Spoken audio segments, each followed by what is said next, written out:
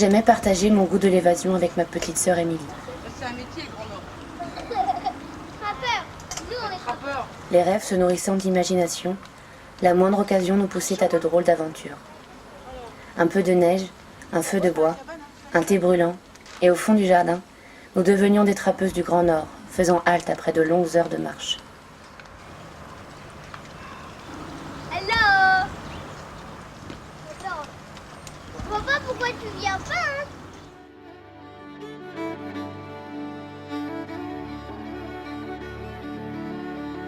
Et puis un jour, le rêve est devenu réalité. Nous étions très excités, mais pour nous, tout n'était encore qu'un jeu. Rapim du Ouest. Les feux de camp étaient grandeur nature, mais nous aurions été en forêt de Fontainebleau, franchement, nous n'aurions pas vu la différence. Et très vite, les premières tracasseries d'un confort temporairement perdu prirent le dessus, la soupe à la grimace en supplément. C'est bon, très bon. On a eu vachement de problèmes dans la nuit. Enfin, pas moi, mais... maman, Mimi, papa. Maman s'est retrouvée sur un petit matelas qui faisait 20 cm de large. Mimi qui s'est retrouvée sans matelas sur les cailloux, boum, boum, boum, boum. Et papa sur un matelas qui se dégonfle.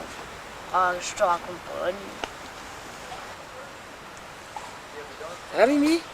Tu passes une bonne nuit? Non. Ah bon?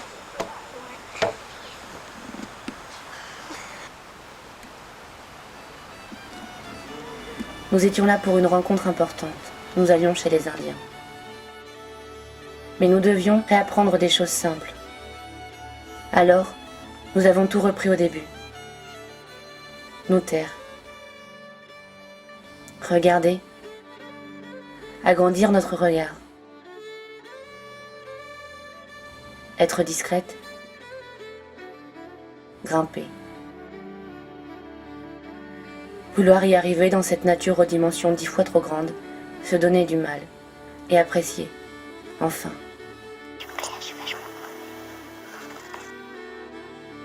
Émilie avait encore plus de mal que moi. Ses réveils étaient laborieux après des nuits si noires loin des villes. Elle ne s'habituait pas à un silence bien trop pesant et qui lui faisait peur. Pourtant, une fois en route, plus rien ni personne ne pouvait l'arrêter.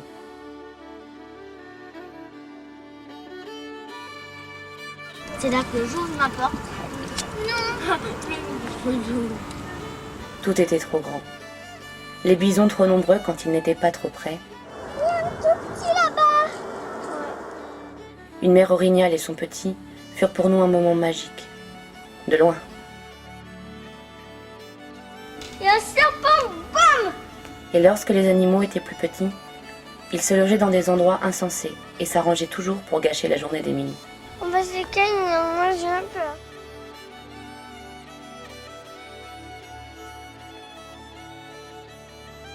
Plein de petits écureuils. Et il y en a 3 qui sont venus manger dans ma main. Et ils ont mangé du mike. On finit par croiser 2 écureuils et 3 canards. Oui, par-dessus Alice. Et enfin le déclic. Au bout de 15 jours, nous voilà en confiance. Et puis, un magnifique orignal, un mâle, aperçu à 5 heures du matin. Nous savons ce qu'il faut faire maintenant. Se taire, s'approcher doucement, pénétrer calmement son territoire. Ne pas l'effrayer, le laisser libre d'apprécier la bonne distance entre nous et lui. Ne plus bouger, le regarder s'éloigner et attendre la rencontre.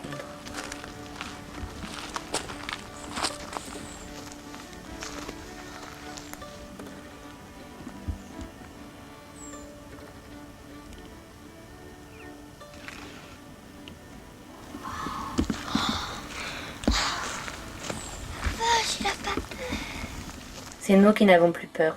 Le voyage peut enfin commencer.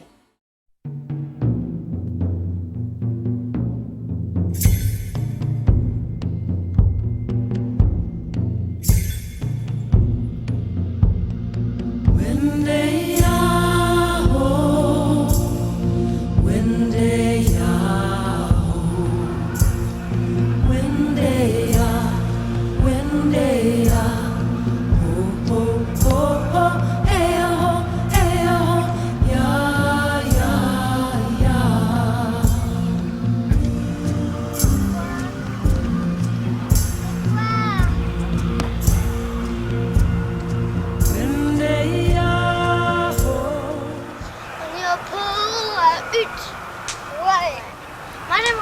monter sur les chevaux qui sont là-bas. De manière, je sais pas demander. 4th of July powwow. It's good to see a lot of new. We have who consist on the business committee. Our chairperson, Miss Ruby Atwine. Council members, Ron Wapsott, Raymond Murray, Larry.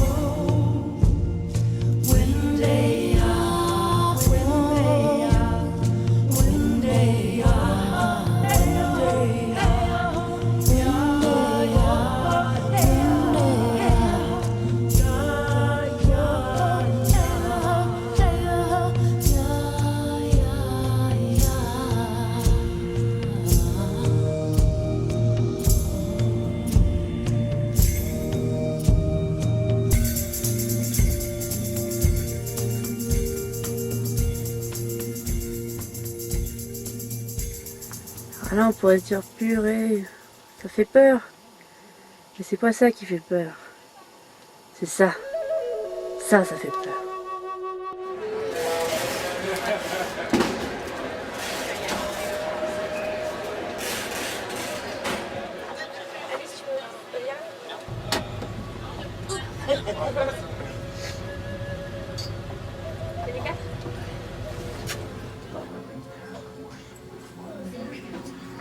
Ah bien, c'est ce qu'on a failli voir à...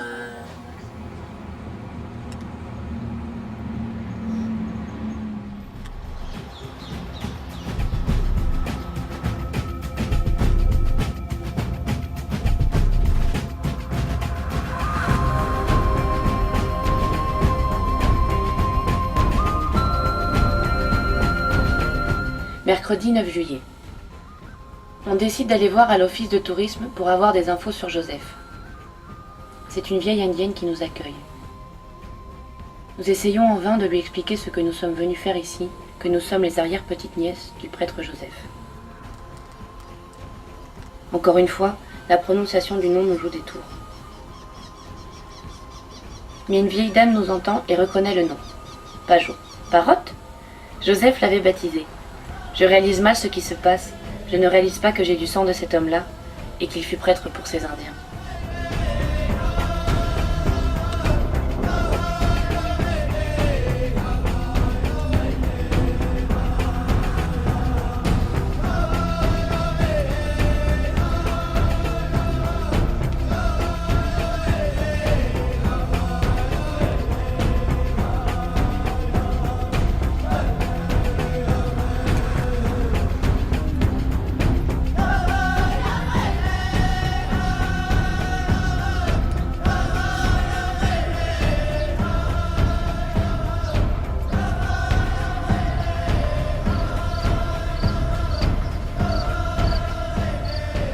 Moi, je suis assez fière d'avoir quelqu'un qui, en fait, a rendu certaines personnes heureuses. Mais que ce soit jésuite, que ce soit pour les Indiens, ou que ce soit pour, en général, je trouve que de toutes les manières, d'avoir un ancêtre, entre guillemets, qui a fait du bien à d'autres personnes, de toutes les manières, je trouve qu'on peut en tirer une fierté. Donc c'est pas quelqu'un qui a échappé à sa vie en France en essayant de trouver un Eldorado sous prétexte de religion et de foi. C'est quelqu'un qui s'est impliqué, qui a construit une école, qui a construit une église. C'est d'autant plus émouvant d'avoir quelqu'un effectivement qui a vécu avec ces gens-là d'une façon noble.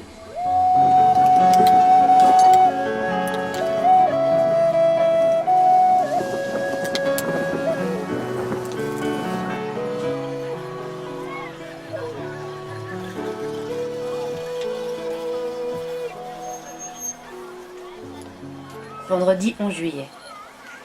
Premier retour en terre indienne après 8 ans d'attente. Premier poho à Taos.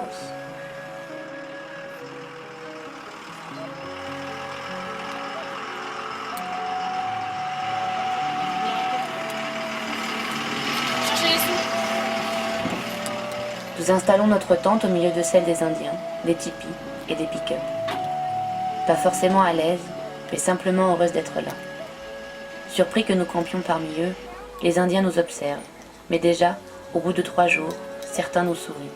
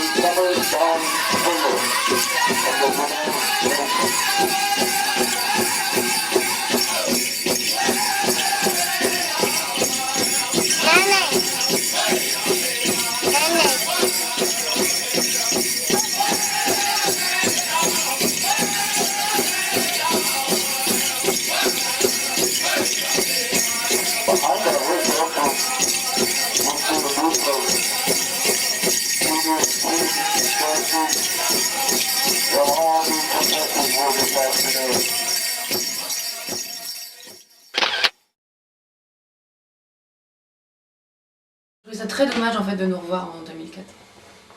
Même quand on est revenu des États-Unis. Pourquoi? Mais parce qu'on n'ait pas eu le courage de retourner plus spontanément dans le cercle pour aller danser de façon plus naturelle, de façon Mais parce que tu peux pas. moins superficielle, si, parce que du coup en fait on se rend compte qu'on a plein de superficialités en fait. Et je trouve que c'est dans ce genre de moment-là où ils sont tous là pour danser. Ils dansent seuls, mais pour tout le monde. Ce que nous on sait pas faire. Souvent on danse à deux pour les autres, on danse tout seul pour soi.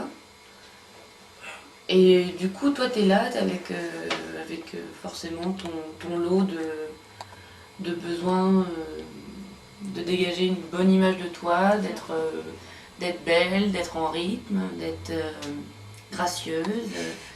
Et au final, je trouve que quand j'ai revu les images, là, je trouve qu'on perd beaucoup de naturel et de profondeur. Et du coup, je crois qu'on a, en tout cas pour la danse, je trouve qu'on n'a pas vécu les moments.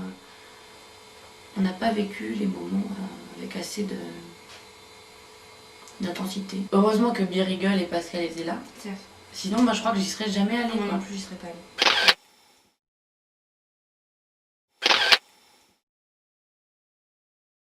Tu sais pas quoi faire, quoi. Ils sont tellement intenses, ces gens-là. Quand je parlais de Birigel tout à l'heure, je me rappelle la fois où il y a une petite enfant, petite fille, qui a renversé un chocolat sur le siège de Birigel. Et du coup, Birigel revient pour s'asseoir. Et du coup, je lui dis attention, t'assois pas là parce qu'il y a du chocolat, etc. Et il m'a regardé gentiment, il m'a remercié par le regard. Et il était en train d'enlever, tu sais, ses bracelets de danse. Et donc il me donne un bracelet pour que je le tienne. Et moi, croyant que c'était effectivement juste pour le tenir le temps qu'il finisse de se déshabiller, je vais pour lui rendre et il me dit non, garde-le. Parce que je sais plus quoi en faire, c'était un trop plein d'émotions. De manière, à chaque fois que je les fréquente, ces gens-là, moi je pleure. Et du coup, je vais les prétexter, enfin, je sais pas si tu te rappelles, je vais les prétexter, aller chercher un truc dans la voiture et ce qui est dingue, c'est qu'on. Je trouve ça encore dommage, quoi, qu'on ait forcément besoin d'une raison pour recevoir quelque chose.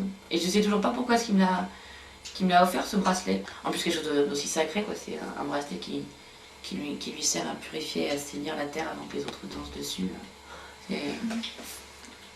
C'est énorme comme cadeau.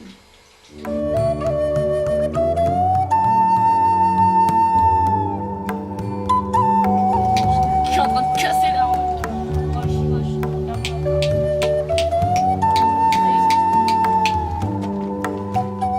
Réveil à 4h30 du matin. C'est Mimi qui s'est réveillée la première. On s'est levé tôt pour pouvoir monter à Délicatarche, tôt ce matin, avant que le soleil ne cogne. Le lever de soleil sur Archpark est magnifique. C'est mieux encore qu'en photo. À un moment, un homme a joué de la flûte, comme ça, par poésie du son. On se sent vivre ici, on se sent être, et là aussi, je veux bien mourir.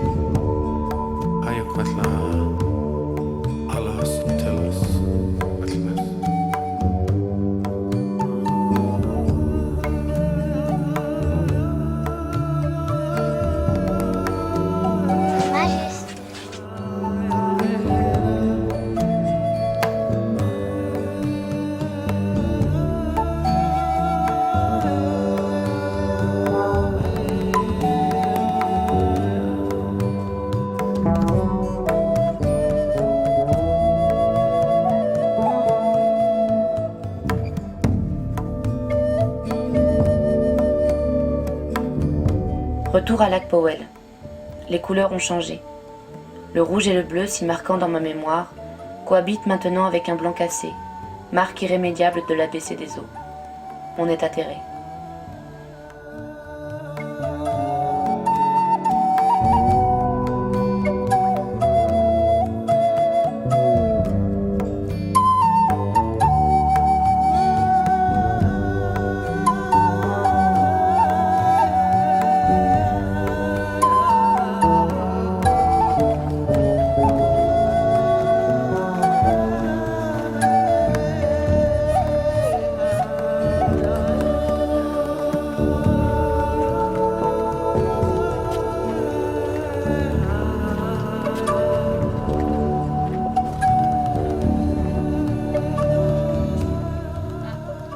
Et on arrive effectivement à Rainbow Bridge et c'est pas le même paysage. C'est-à-dire que t'as des arbres qui ont poussé de nulle part, t'as plus d'eau, quoi. T'as plus d'eau, t'as plus rien. T'as un pont mais t'as plus d'eau en dessous. T'as plus d'eau et tout. Et d'ailleurs tu le vois parce que c'est 2 km en montée et t'as un dénivelé énorme entre le Rainbow Bridge et puis l'endroit où nous on avait pu poser le bateau parce qu'il y avait plus que de l'eau ici, quoi.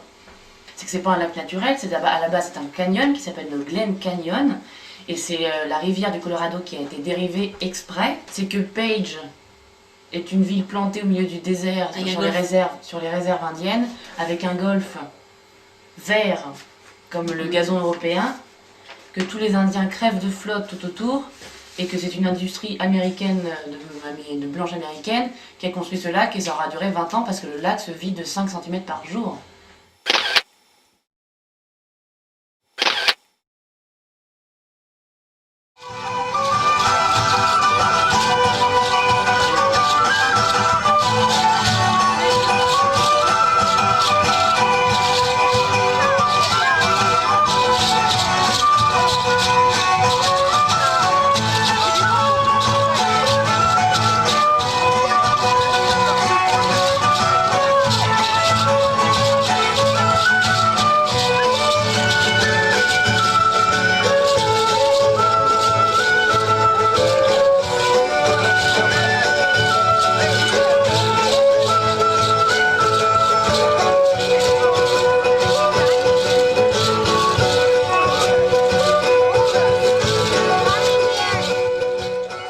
Les images que nous avons gardées de notre premier voyage sont parfois floues.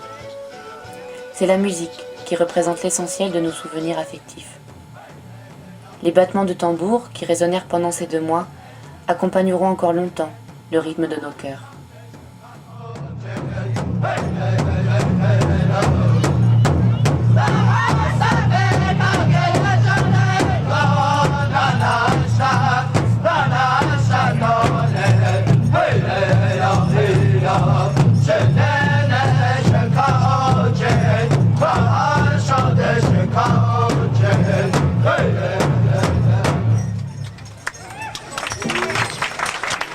Is covered in 2 states, North Dakota and South Dakota.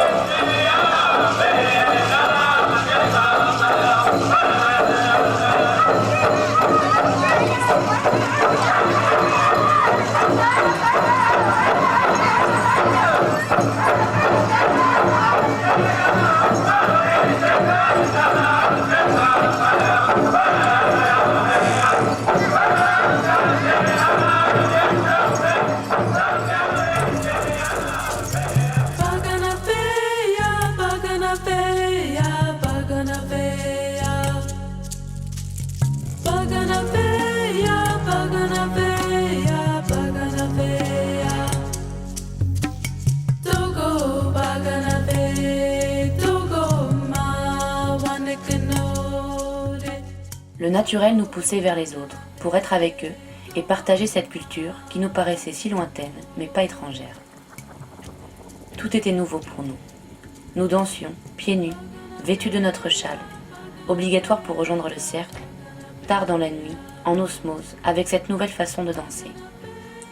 Inlassablement, imitant les Amérindiens, nous dansions encore, bien après que le soleil se couche, et que nos jambes cessent enfin de gesticuler.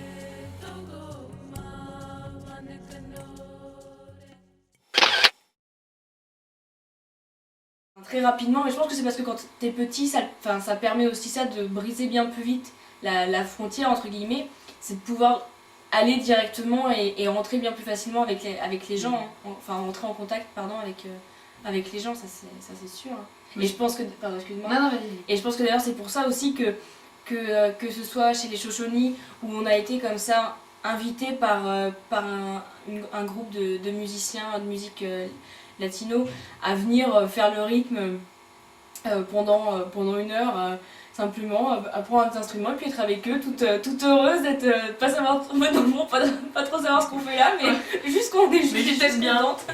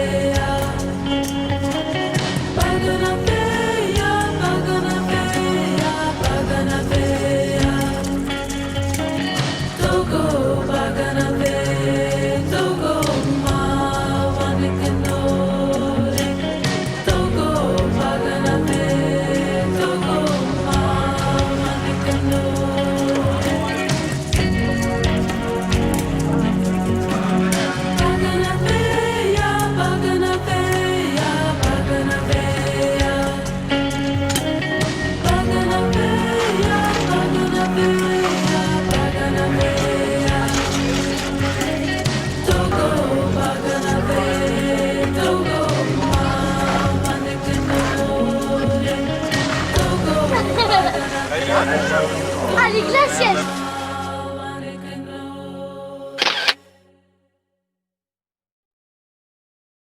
Et c'est vrai que c'est en 96 qu'on a découvert aussi que dans d'autres parties du monde, bah, tous les enfants ne vivaient pas dans des maisons qui étaient grandes et puis qui avaient le confort auquel nous on était habitués. Et je pense qu'inconsciemment tu comprends très vite que ce peuple-là, il n'a pas du tout les mêmes chances que toi. Hein. Enfin, c'est aussi la découverte d'un autre monde, quoi. C'est la découverte d'un monde où tout le monde n'a pas à manger, tout le monde n'a pas à boire, et tout le monde ne reçoit pas des cadeaux à Noël, et loin de là, quoi. On discute avec un Indien qui nous explique qu'il n'a pas de quoi survivre, et qu'il est obligé de vendre son tipi pour pouvoir manger, et du coup je lui offre 5 $, comme ça, spontanément, et il m'offre un tour de cheval, quoi. Et c'est vrai que je me rends compte en fait que c'est la première fois que j'ai donné spontanément quelque chose qui m'appartenait à quelqu'un. Mais je pense que les 2 mots de Povo qui ont précédé, ils sont pour quelque chose.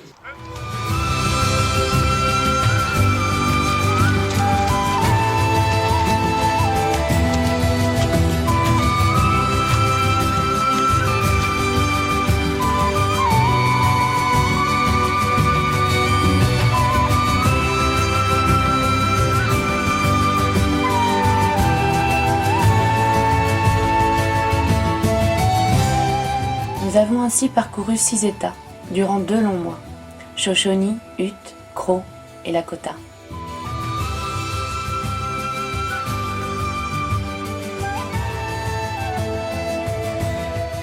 À chaque fois le même rituel. Après une grande entrée dont nous sentions la puissance sans véritablement la comprendre, les danseurs se disputaient de grâce et de beauté, dans des concours où chacun participait selon sa catégorie.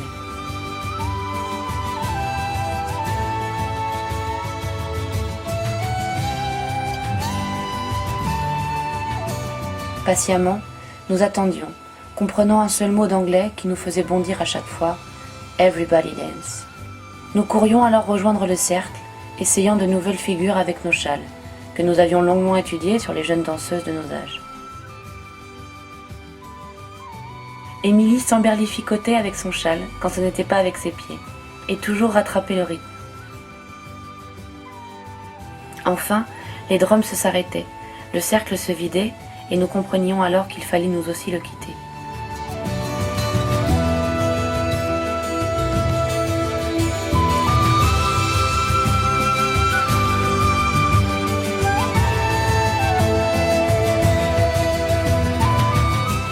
Mais l'essentiel était ailleurs.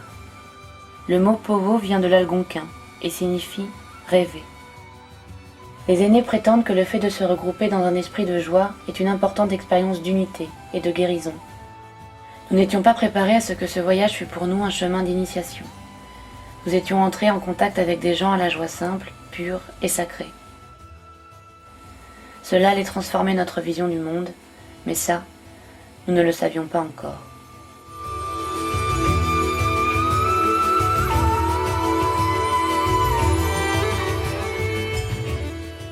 Papa et maman nous ont expliqué que, voilà, que les Blancs étaient arrivés en Amérique du Nord et qu'ils avaient imposé leur présence.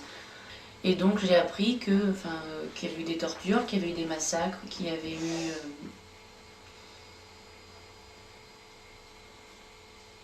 qu'il y avait eu une réelle souffrance de ce peuple, qu'il y avait une vraie souffrance, quoi, et par la faute des Blancs. Et du coup c'est vrai que tu te sens moins à ta place, quoi. Tu te sens... coupable. Ouais, exactement. Tu te sens coupable. Et puis il y a une envie, je trouve en fait, moi je sais que c'était ça, que j'avais peur que ça se voie, que j'avais envie d'être comme eux. Et toi ? Non. Non. Moi c'était aussi ça, profondément, tu sais, de se dire que j'aurais bien aimé faire partie de leur peuple. Et en fait, pour le dire simplement, j'avais peur de m'incruster, quoi. Et du coup, vu que j'aurais bien aimé m'incruster, entre guillemets, d'accord, dans ce sens-là, dans cette culture-là, j'ai eu peur qu'ils se rendent compte que j'avais envie d'être avec eux, quoi.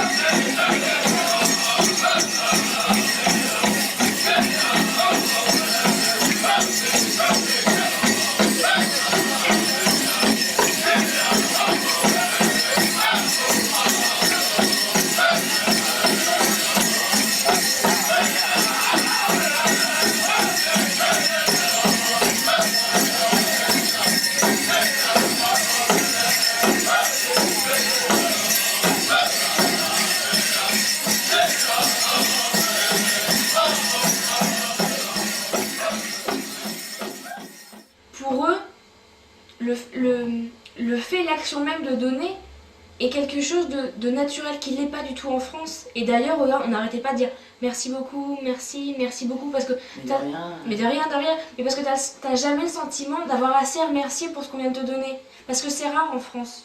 Je dis pas qu'on est une grosse société de radins, c'est pas ça.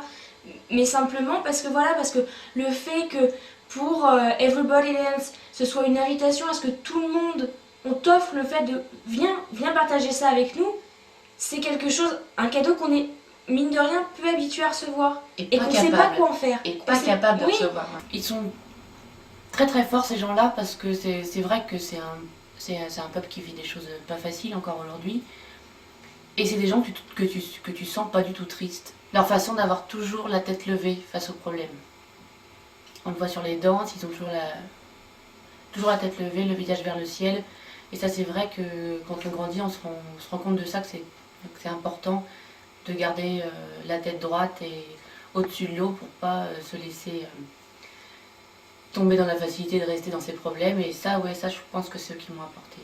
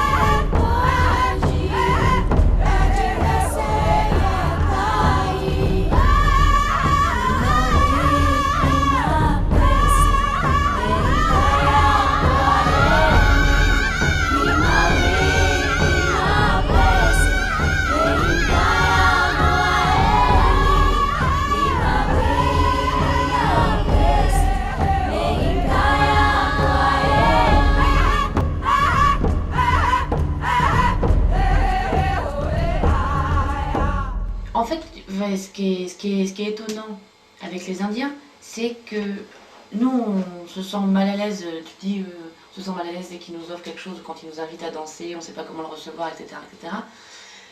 Et en même temps, on est mal habitué, parce que je trouve qu'en tout cas en France, tous les rapports humains doivent aller très vite. Et regarde le temps que ça a pris ça a pris 4 powwows. Les Indiens nous reconnaissaient sur les powwows, ils avaient des sourires, ils avaient des regards amusés et contents. Et au final, on s'est lié d'amitié avec les Outlaws, donc enfin le groupe de drums. Mais parce que c'est vrai que ils nous apprennent à donner. Enfin, c'est vrai qu'une relation, ça se crée quand chacun donne à l'autre. Et du coup, voilà, je crois qu'ils étaient profondément contents qu'on s'intéresse à eux. Je pense aussi que c'est ça, quoi, qu'ils ont, à mon avis, un grand complexe de méconnaissance, quoi. Et je pense que ça. Bon, En tout cas, ils sont contents qu'on vienne les voir aussi, quoi. Pas forcément qu'on s'intéresse à eux. Qu'on s'intéresse bien et sainement Voilà, à c'est eux. ça, qu'on s'intéresse sainement à eux.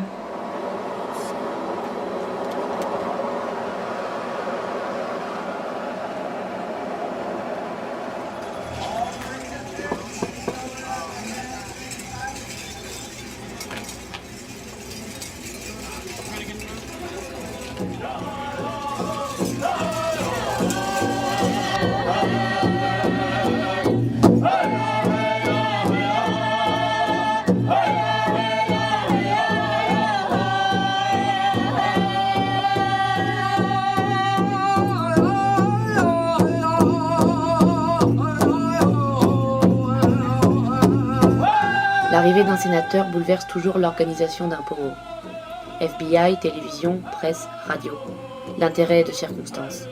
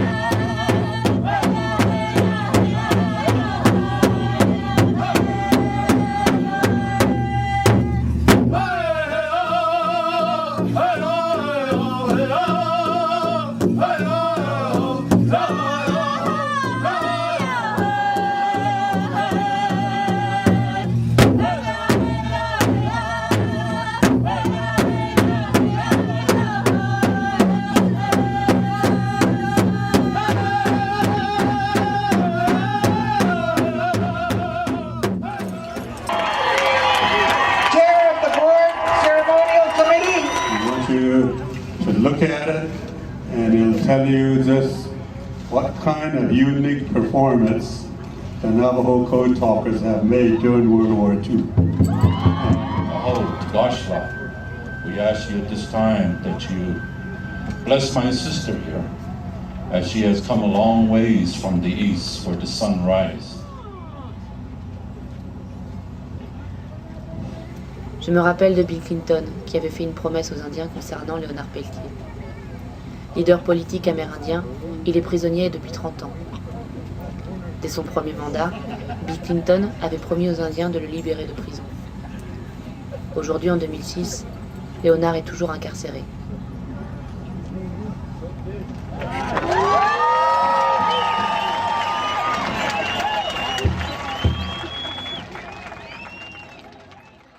Enfin, qu'on entend forcément les préjugés sur les Indiens qui ont la main lourde sur la boisson et puis qui se battent, etc., etc. Et c'est vrai que nous, on se baladait sur les pots que ce soit à San Felipe, que ce soit à Dulce, avec un naturel et puis une confiance. Enfin, on se sentait vraiment en sécurité là-bas sans aucun souci. Du coup, c'est d'autant plus difficile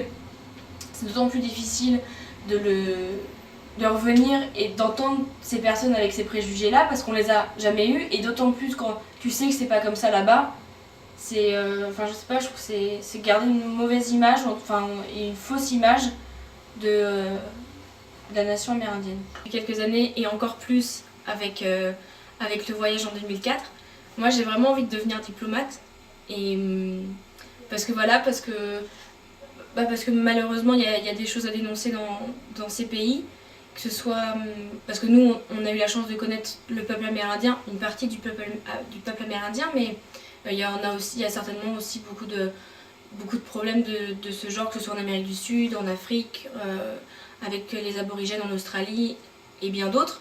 En tout cas voilà, si moi je peux faire quelque chose un tout petit peu, je serais drôlement heureuse, et puis ce serait aussi une manière, un clin d'œil de leur rendre la belle vision maintenant que je peux avoir sur la vie grâce à eux. Peut-être qu'elle est venue de là, la gêne, de la conscience qu'on avait par rapport à ce peuple-là, par rapport à leur histoire.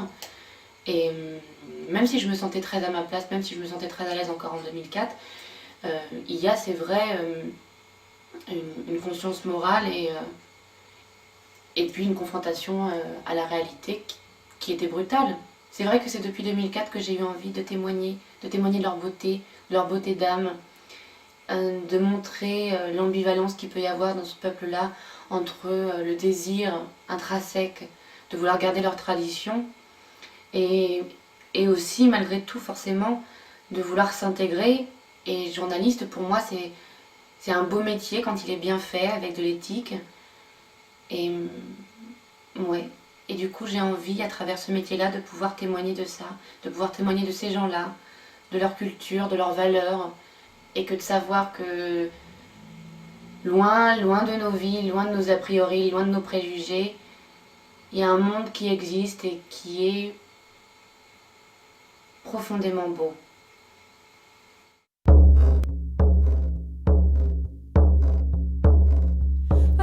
To our elders who teach us of our creation and our past, so we may preserve Mother Earth for ancestors yet to come, we are the land. This is dedicated to our relatives before us, thousands of years ago, and to the 150 million who were exterminated across the Western Hemisphere in the first 400 years' time, starting in 1492. To those who have kept their homelands, and to the nations extinct due to mass slaughter, slavery, deportation, and disease unknown to them, and to the ones who are subjected to the same treatment today. To the ones who survived the relocations and the ones who died along the way. To those who carried on traditions and lived strong among their people. To those who left their communities by force or by choice, and through generations no longer know who they are. To those who search and never find, to those that turn away the so-called non-accepted, to those that bring us together, and to those living outside keeping touch, the voice for many. To those that make it back to live and fight the struggles of their people, to those that give up and those who do not care, to those who abuse themselves and others, and those who revive again, to those who are physically, mentally, or spiritually incapable by accident or by birth.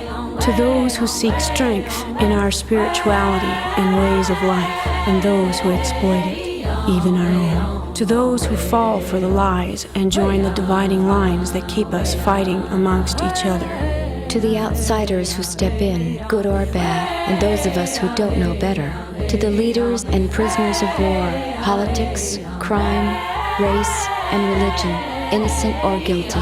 To the young, the old, the living, and the dead, to our brothers and sisters and all living things across Mother Earth, and her beauty we've destroyed and denied the honor that the Creator has given each individual. The truth that lies in our hearts, all my relations.